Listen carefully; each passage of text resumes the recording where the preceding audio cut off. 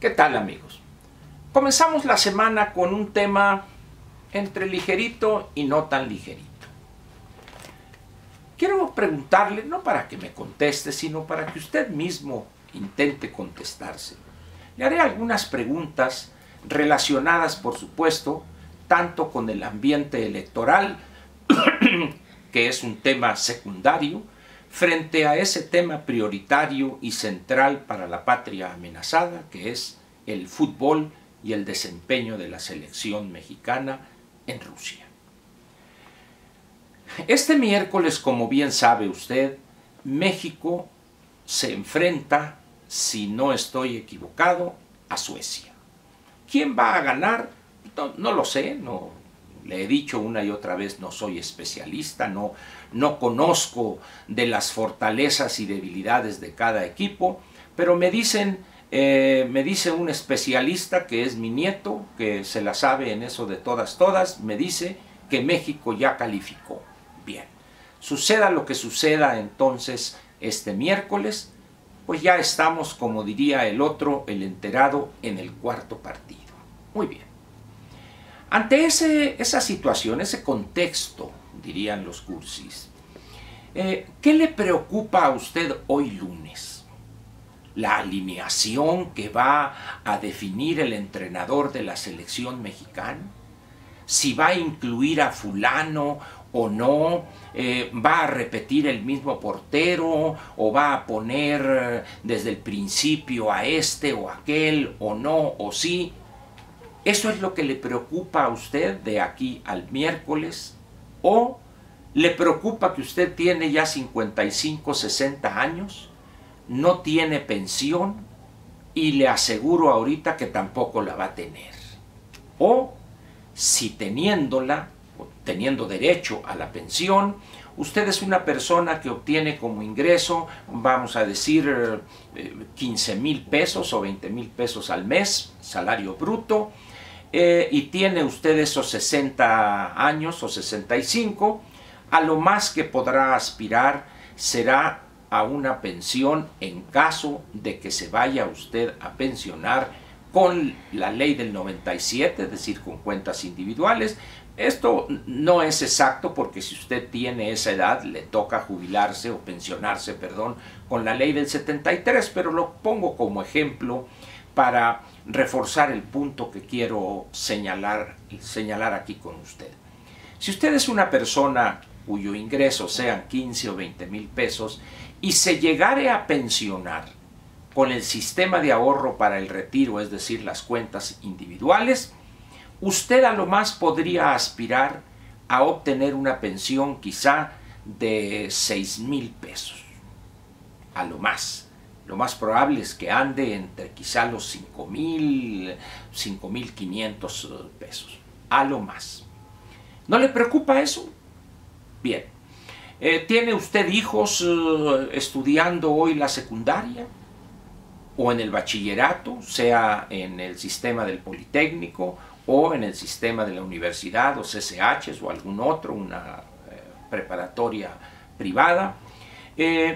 ¿Qué espera usted para él en lo que se refiere a calidad de la educación superior en caso de que fuere aceptado, que saliera con un buen puntaje en el examen de selección correspondiente?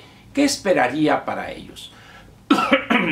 Escuelas donde de tiempo en tiempo los porros, estamos hablando de escuelas públicas, por supuesto, porros donde de cuando en cuando, con una frecuencia peligrosa, toman la escuela, golpean a estudiantes, venden drogas, son los que las mandan tocar ahí en ese plantel.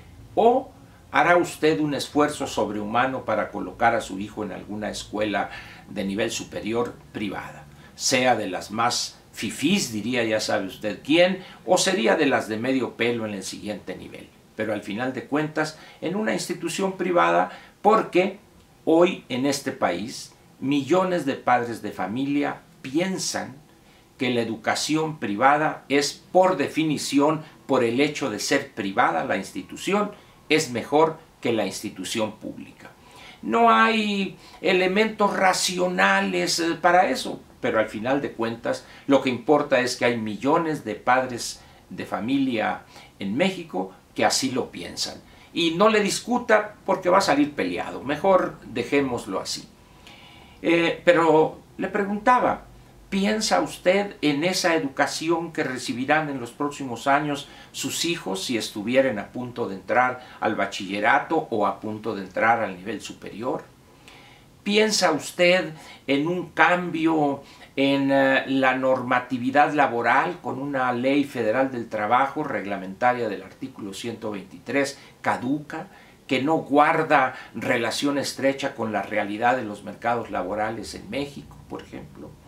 ¿O es usted una persona que ha vivido siempre en la informalidad? No necesariamente que ande usted vendiendo discos piratas ahí en el centro histórico, pero que sea una persona que trabaja por su cuenta, comisionista, corredor de bienes raíces, que no da recibo o no da factura electrónica hoy, sino simplemente se mueve en esa informalidad de lujo, vamos a llamarla así. No tiene usted servicio médico asociado a su desempeño laboral, a su empleo o a la actividad que realiza, mucho menos pensión. Es decir, esos problemas que son apenas un micro listado de los problemas estructurales de este país, palidecen hoy frente al fútbol. Yo no encuentro racionalidad alguna en esa priorización, pero la respeto. A mí, por ejemplo, cuando se juega la Serie Mundial, pues prácticamente no hay otro tema que me ocupe.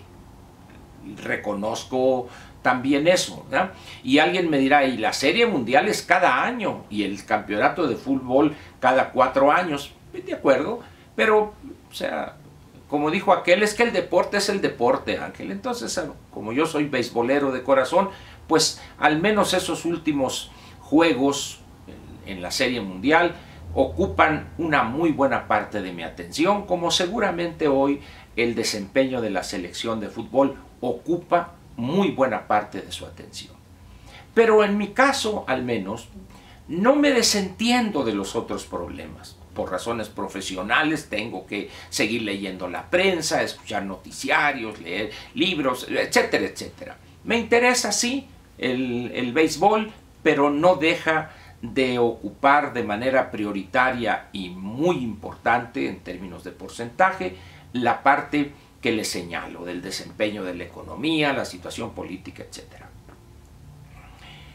Al final del día, o finalmente, ¿qué lección podríamos nosotros sacar de lo que estamos viendo en estos días en relación con el desempeño de la selección mexicana de fútbol? Alguien me decía el otro día, mira Ángel, la solución de nuestros problemas es que el campeonato mundial de fútbol dure 365 días.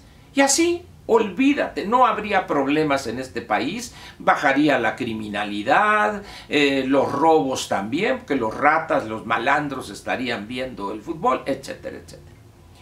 Sí, bueno, no comparto ese punto de vista, pero creo que hay muchos mexicanos que piensan así. ¿Por qué? En estas, no sé, 3 o 4 semanas, no sé cuánto dura este campeonato de fútbol, muchos, por no decir millones de mexicanos, van a olvidar todo problema. Que si están endeudados, que si esto, que el otro, ya, después de que termine el campeonato de fútbol. ¿Es bueno eso? No me atrevería yo a calificarlo. Sin embargo, creo que sí podría o debo emitir una opinión. Yo creo que esa conducta no es buena o mala, sino es una conducta que es aprovechada por otros actores de la vida nacional para hacer cosas que si hubiere una ciudadanía, unos ciudadanos atentos a lo público, al menos buscarían no ser tan cínicos y tan obvios. En la medida en que el ciudadano sea un ciudadano que se involucra, que participa de lo público, que exige como ciudadano, Le costaría más trabajo a los políticos hacer sus sinvergüenzadas, ténganlo por seguro.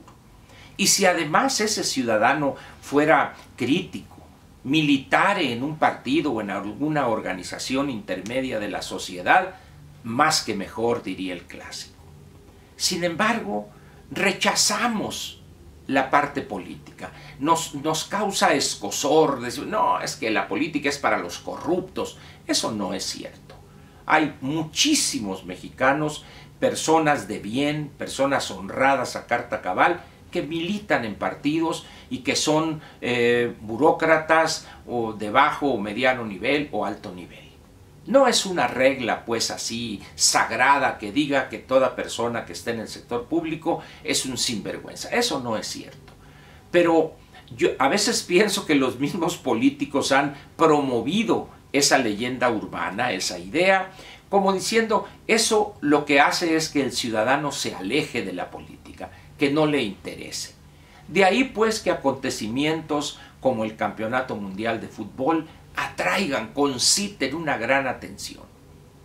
Es evidente que ahí, dirán los estudiosos de este tipo de fenómenos, hay en ese país, como es el caso nuestro, una falta de liderazgos en la sociedad. Hoy, usted le pregunta a la gente, a ver, dime un líder en el sentido correcto, no un demagogo que prometa el oro y el moro y el paraíso terrenal, no. Estamos hablando, un líder es aquella persona que plantea un escenario de futuro pero viable y que le dice a sus seguidores que hay que trabajar para conseguir ese objetivo. Ese es un verdadero líder. Si logra convencer a una persona de que hay que trabajar, de que hay que actuar en el espacio público, sea militándose en una organización intermedia, para exigir, y se logra esa imagen que él vendió, o esa, vamos a decir, ese programa, etcétera, ese es un buen líder. Pero el otro no son líderes, los otros son una bola de sinvergüenzas, charlatanes, que se aprovechan de la buena fe, ahí sí, de millones de mexicanos. Por eso yo le pediría que la palabra líder o la cualidad de liderazgo la usáremos con mucho cuidado. México es hoy un país que en muchos aspectos va a la deriva porque no tenemos liderazgos reales, efectivos, verdaderos líderes.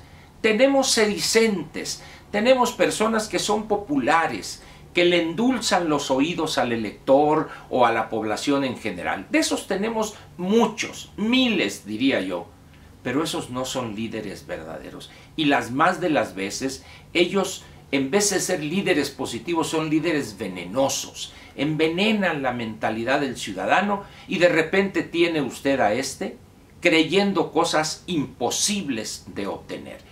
Termino diciéndole a usted lo siguiente. Una persona que anda buscando ser elegido para X o Y puesto va a Sonora y Sinaloa, donde hay problemas para el abasto de agua para uso agrícola desde tiempo inmemorial, y les promete o se compromete a que va a haber agua. Pues no menos de algunos de los que estaban ahí pensaron, oye, pues llegó Tlaloc, es el candidato. La verdad es que ante la euforia del aplauso, muchas veces provocado por algún animador, estos falsos líderes prometen hasta lo imposible, como es el caso de este candidato que le refiero. No diré su nombre, no tiene ningún caso, porque me interesa señalar el fenómeno, la conducta, donde está prometiendo que va a haber agua.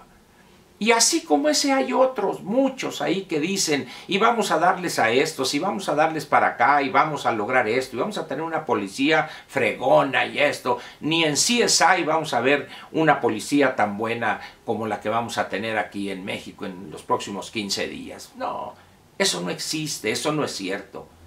Pero ¿sabe cuál es lo peor de esto? Que millones de mexicanos creen que sí es posible resolver problemas ancestrales profundos prácticamente así. Esa es la gran tragedia de nuestro país, que hemos construido una cualidad de ciudadanos, hemos construido una ciudadanía que ha dejado de lado la capacidad crítica y analítica.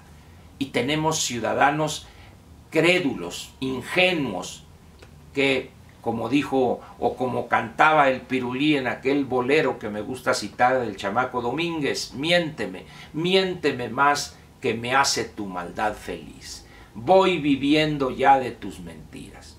Esa es la relación que priva, por desgracia, y gran tragedia de nuestro país, la relación entre candidato o político y el ciudadano en este país.